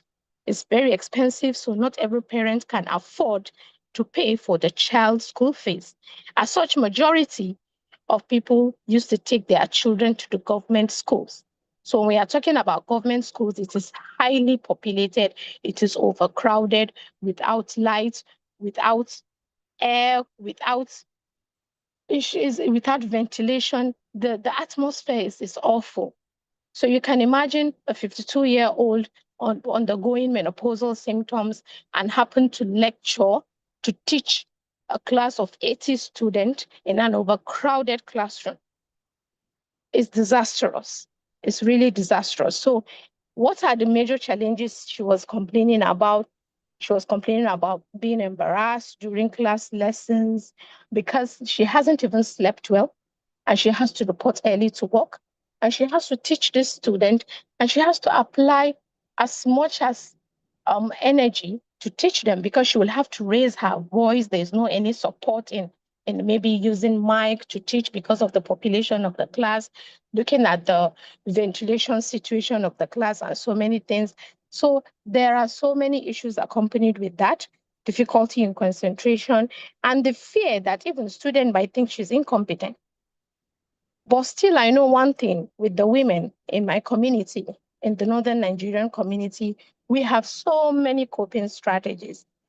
So she has been maybe carrying the hand fan to go along with it, which when I saw what Angelina shared about the She Shield, is it kit for the workers, for the workplace, I believe this is a very good initiative that if we can introduce it in our workplaces, will go a long way for women experiencing menopausal symptoms. Then another coping mechanism was taking a short hydration breaks, seeking support from female colleagues when she feels she can't make it to the class. If she's missing the class, maybe a female colleague might come and assist in her periods and rest. Then prayer and stress reduction practices. Then the case study two was a civil servant who is a senior administrative officer experiencing insomnia and memory lapses. So this particular person happened even to be a family member that came to me. We scheduled an appointment in the clinic, and she was complaining about how she's finding it difficult to really recall what she's to do at her place of work and how this insomnia is really giving her some challenges. She's having so much stress during working. And because of the memory lapses, she used to forget meeting schedules and some tasks assigned to her. And she feels she's incompetent. So that's a classical like example of how our women that are facing menopausal symptoms do suffer in our community. And some of the coping strategies to be applied maybe like flexible scheduling when possible, understanding with her own maybe human resource supervisor, family encouragement at home. Then another case scenario is a market trader in Kano. Traders are usually busy in the marketplaces and attending to so many customers under the sun. And she's been having this fatigue and joint pain. And majority of the challenges definitely is working long hours in hot weather. And there's this financial pressure because she has to work. That is why she's doing the business. This particular person was even a widow. She lost her husband some years ago, and she came to me to the clinic as well, complaining how she's going to cope because she has to go to the market. She has to sell the tomatoes she's selling in order to keep on track with her children because her husband is no more and the husband relatives are not there to support her. So all these are some challenges being faced by our women in the Northern Nigerian context, according to my own experience so far in the clinic. Then some coping strategies that can be used. We can talk about the health and lifestyle adjustment, drinking much water, wearing lighter clothing, improved nutrition, exercise and walking, sleep management, very important. Then some emotional coping mechanisms can be spiritual practices, peer discussions, positive self-talk, stress management techniques. Then medical support by hospital consultations, some gynecological care, reproductive health services care, use of prescribed medications when available, and some community health education. How does the family now, community, and workplace support systems? Family can give a support through sharing domestic responsibilities, not allowing the woman to be responsible for everything at home. So some of the house chores might be divided with some of the women at home, then providing emotional encouragement, encouraging healthcare access as well. Then the community can also come and establish like a community women's group, especially religious women association, looking at the context of our environment where we take religion and culture very important. Then we can also have some cooperative societies. We can have some friendship groups of cohorts of women experiencing the same menopausal symptoms, and also encouraging each other to be accessing healthcare real quick. Next slide. So talking about the workplace support, in the workplace, we can also have flexible break periods, as explained, better ventilation and cooling, access to healthcare information, confidentiality counseling services, as well as menopause awareness workshop. So we can be organizing this workshop, even if we are not doctors. We can organize this workshop. We can invite some sexual reproductive health or menopausal experts that can come and deliver a training to the workplace so that they will become aware of menopause and understand what exactly some of the female staff are undergoing within the workplace. So as almost this I've mentioned them earlier, some barriers to support in northern Nigeria, like we have limited awareness, we have stigma, silence, weak workplace policies, economic pressure, gender dynamics. Talking about gender dynamics in Nigeria, mostly, especially northern Nigeria, male leadership may lack sensitivity training, yes, because they're not the ones experiencing the symptoms. And we see the women as the frontliners when it comes to endurance and family responsibilities. And so they might not really understand what the woman is going through. And also, women may feel uncomfortable discussing symptoms with male supervisors as well. Next. So, some few recommendations for employers and policymakers. For employers, we can advise to create a menopause aware workplaces. We have to introduce awareness programs. We have to train managers and HR personnel about menopause and some of things that can be done to those women undergoing some menopausal transition. And we have to encourage some respectful communication because we've seen that these communications there's really a gap in communication. Then talking about improving work condition, think about better office ventilation, flexible scheduling where possible, rest spaces for the staff, access to drinking water to encourage hydration. Then some supportive policies as well, including confidentiality health support systems, employee wellness programs. It was discussed in details by the previous presenter. Then some inclusive occupational health policies that are lacking. Then next, we have to look at how the government and policymakers might help. So this might include public health actions by increasing menopause education campaigns. Like you can see what the Jonica Foundation is doing, what our Health Project Hub is doing, what other foundations are doing, and in conducting some health awareness education campaigns about menopause. Then integrate menopause into women's health programs, very important. In Nigeria, I think was it last year, menstrual hygiene policy was implemented in Nigeria. And now we are looking forward to see maybe when Nigeria will start considering this menopausal discussion, whether they can now talk about menopause in women's health program, then improving access to affordable healthcare because we lack access to it. Then labor policy recommendations, encouraging gender sensitive workplace standards, promoting workplace well-being initiatives, supporting research on women's workplace health in northern Nigeria, because in northern Nigeria, or let me say even in Nigeria and Africa at large, we lack data. So if we will be conducting research on maybe women's experience in the workplace that are undergoing this menopausal transmission might help to inform policies about a positive decision making. In conclusion, menopause significantly affects the workplace, experiences of many women in the world and in Nigeria. Despite physical and emotional challenges, women continue to contribute to their families, to their organizations, and even to the community. So creating a supportive, informed, and compassionate workplace can improve employee well-being, productivity, retention of experienced female workers, and also gender inclusion in workplace. Menopause should be recognized as both a health issue and also a workplace well-being. And these are the references I used. Thank you very much for listening and for the opportunity. It was nice being with you.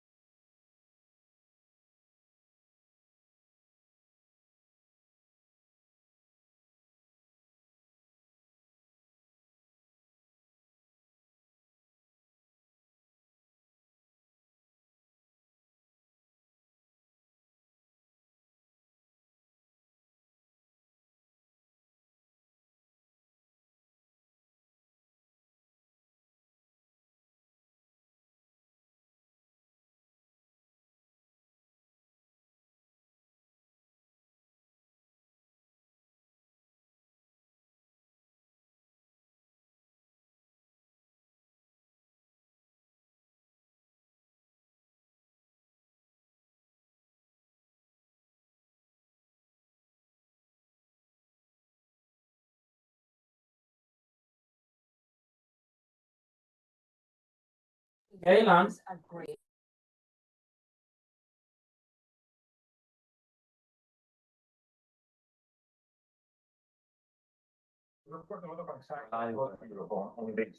number of issues of the European Union didn't want.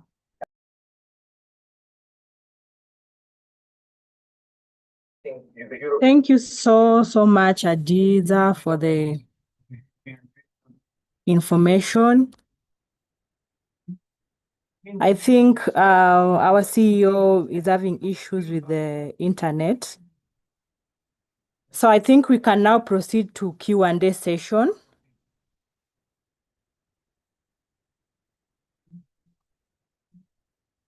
Veronica, are you back?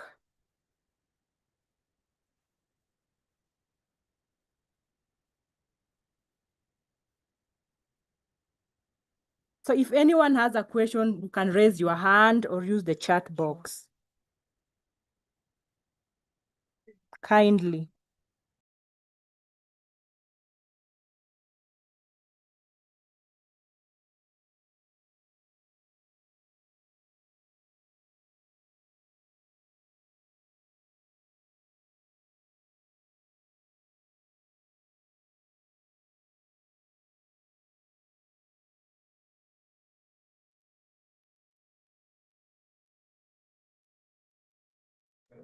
Hello, can you hear me?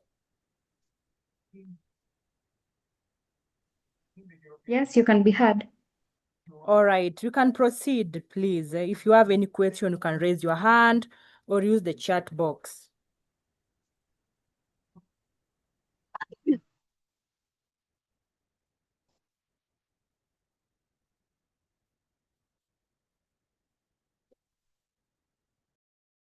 Gloria, do you have a question?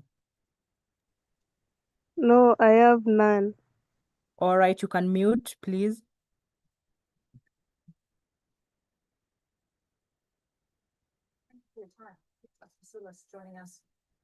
So let's proceed. Any question from our viewers?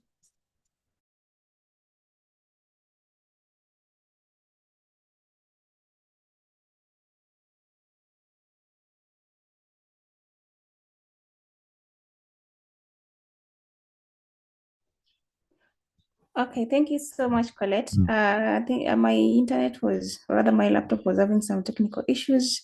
I think I'm back. Damaris, your hand is up. Damaris, you can unmute and then tell us your question. Okay, thank you so much for this session. It was very informative. I had a question. I didn't hear so much about this. That's why I wanted to ask. There's obviously an intersection between women with disability and their reproductive health, especially depending on the type of disability, whether it's physical or like chronic illness, especially. And I understand that that area is very understudied. I just wanted to know what you guys think about the experience of women with disabilities when they get to their like menopausal age in that phase of their lives, how because they need extra support apart from like the usual that women are supposed to get. Theirs should be a little bit extra because now there's the intersection of the disability and now their reproductive health. Okay, thank you so much. I think that question I'm going to pass it to one of our speakers. And let me pass it to Dr. Kabugo. Dr. Kabugo, if you're still with us, kindly help us answer the question on the inclusion of women with disabilities in the menopausal research and in menopausal programs. I have to say it is non-existent. I think it was the previous speaker who said, when you're still talking about basics, about food, even menopause itself is something that we're not talking about. But it would be important that even as we move on with these conversations at national level, at Pan-African level, that these voices keep coming up so that we don't leave them behind. But I don't know that there's any consideration with disabilities. Thank you, Damaris. I think you've been addressed. Your question has been addressed. And at Jenica Foundation, we work with women, vulnerable women at all spectrum of life. We worked with women with disabilities. We work with refugees. We work with women who are considered from poor backgrounds, and so it cuts across. And that inclusion means that in everything that we do, their views and their understanding will be considered. And thank you for that. I don't know if there is any other question. Let me read what's on the chat box. Gaurav Kakran is saying, thank you so much, Ms. Kamau, for valuable presentation. I will really start working on valuing menopause condition for women from now on. Then Simon is asking if we can have a branch in Sierra Leone. We are looking forward to have our branches everywhere with time. That is our long-term plan. Everyone in Africa, that is our long-term plan. So it is something that is in plan and we will discuss. And then the rest are just introduction. Simon is also saying women in Sierra Leone are suffering from menopause as well. So I think from here, there is no any other question. We were supposed to close at 3:30. We are around 20 minutes past. So allow me to say thank you, everyone.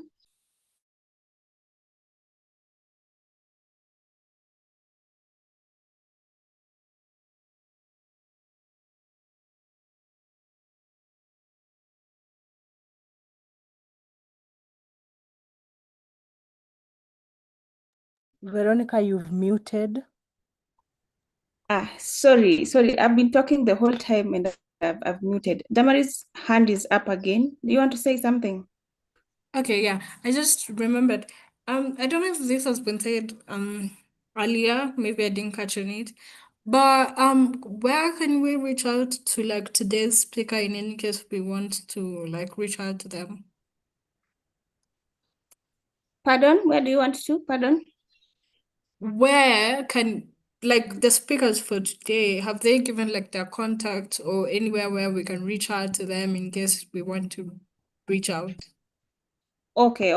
Yeah, with that we shall do our a consent so that if they have a consent for their contacts to be shared, then we shall share in our community group. We have a WhatsApp community group where we share information. I hope you're also part of the group, Damaris. So we'll share the same after their consent. Yes, thank you for that. So I was saying that I want to thank all our speakers for the wonderful presentations today, and also for helping us diagnose, or rather to talk more about this space of life of a woman's reproductive journey that is really forgotten. Most people talk about adolescent all the way to when she's able to give birth, or rather to give life. Then after giving life, what next? There are women who doesn't even have periods. I don't know if there is anybody who talks about it. There are women who reach 35 and they start their perimenopause. I read a research where it was saying 1 out of 10 women start their menopause at age 30, or even lower than that age. So who talks about this? And where do they get the help? Do they know what is going on with their life? Or some even assume that it is more of voodoo or witchcraft that is happening to them. So at Janika Foundation, we pride ourselves in saying that we are starting this conversation, and we're looking forward to partner with organizations like Women's Cafe that is working on providing information and therapy to women who are undergoing menopause, to offer this information and also to give a listening ear on how to get help, and to explain to them that this is a normal phase of a woman. The only thing that is needed is to be given a safe space where they can discuss and also talk about what they're going through as a whole. And whatever we're going to do after this, that is going to be our own takeaway home, is all these discussions that we've had. Jenica Foundation is going to create a toolkit that involves creating a safe space, and that is going to be the evidence to show that this is what we've done, and this is what we are recommending to the employers and to the companies that have women who are undergoing menopause. please offer them these services. Make their existence in your workplace to be peaceful and to be stigma free. These are a normal face of a woman, and they need like the speaker said, they need breaks, they need their own space without being stigmatized. So let us all continue to talk about this forgotten area of a woman reproductive system, or rather reproductive area, that it is as important as adolescent, it is as important as family planning and any other area of human reproductive health that is being considered. So like I said, Jonica Foundation works in 2 areas of reproductive health. Majorly, we work in all areas, but majorly it's on PCOS and also menopause. And like I said, PCOS has been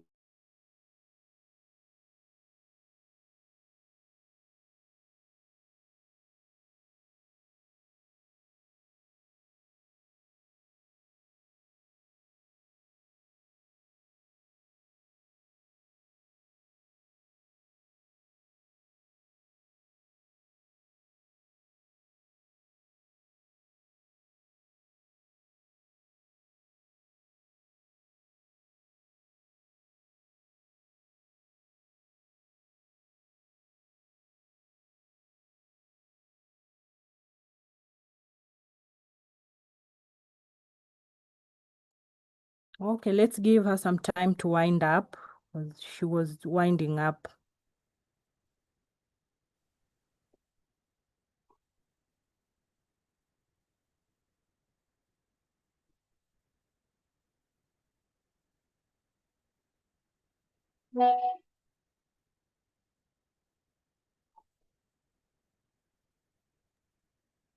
Dr. Shola, you can take it from there and finish it, please. Okay, Colette, thank you. Okay, thank Is you. all the speaker, are they still in the room?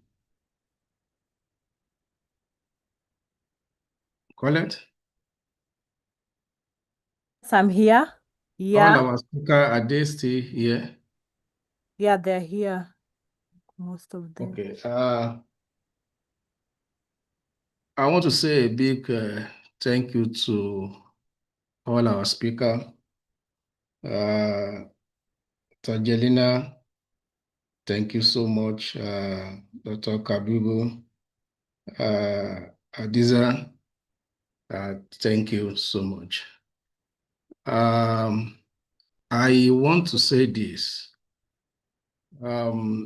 Jonica Foundations, of course, being a foundation, we focus on all these health matters, but we are not having a vision to just be a foundation only. I listened to my sister from Nigeria. I like the fact that you address everything and make it Nigeria the subject so that we can understand deeper. And that address our own vision too. Of course, Jonica Foundation is here in Kenya, being the head office. We have a director in Nigeria, and one of our major plans is to have a clinic, a specialist hospital. We understand one thing in the medical line. When it comes to training, there are certain things that will be mentioned in the book, but they are not focused on practice base. One of those things is menopause. Even as a man, I've seen 1 or 2 challenges. I've come across a lot of challenges in regards to menopause. In Nigeria presently, I know that the NHIS, which is the Insurance Health Matters, are trying to even put in the health services into the health insurance. I think that was about 10 years ago. But I can tell you that up to now, it's not circulate. Just few people knows about it. And I can tell you that even when you comes to Kenya and every other part of Africa, the story is still the same. And that was why we decided, okay, we don't want to just be in the foundations. Why we address all these things verbally, and it will be a normal routine that we normally go through, even in the classroom, whereby certain things you will get to know them by book, but by practice, they are not existing at all. So the specialist clinic is coming on board in Jonica Foundation. We are working towards it. We want to practice it. We don't want to talk the talk alone. And that was why I appreciate all the speakers for the fact that everyone's come from each country. We have Ghana from Ghana, we have Nigeria, and we have Kenya. In fact, it is like the three speakers are speaking into the visions that we have at hand in Jonica Foundation. So I want to say a very big thank you to you. I want all the speakers to please be there for us, be part of us, and let's champion this together. We will time to time still be reaching out to you so that we can have a common goal together. We just have to start it. If it is not now, there might not be another opportunity then. So thank you so much for all the participants, to our board members in the house, Dr. Sipura. Thank you at least for being part of this. We want to say thank you to you. We look forward to have you again in the next discussion, hopefully by His grace. So thank you, and do have a very wonderful day ahead.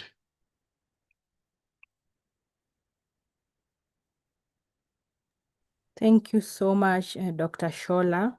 So we hope today's session has been educational, meaningful, and empowering to all our participants. And thank you so much, our speakers. To have a blessed evening. And thank you. Bye-bye.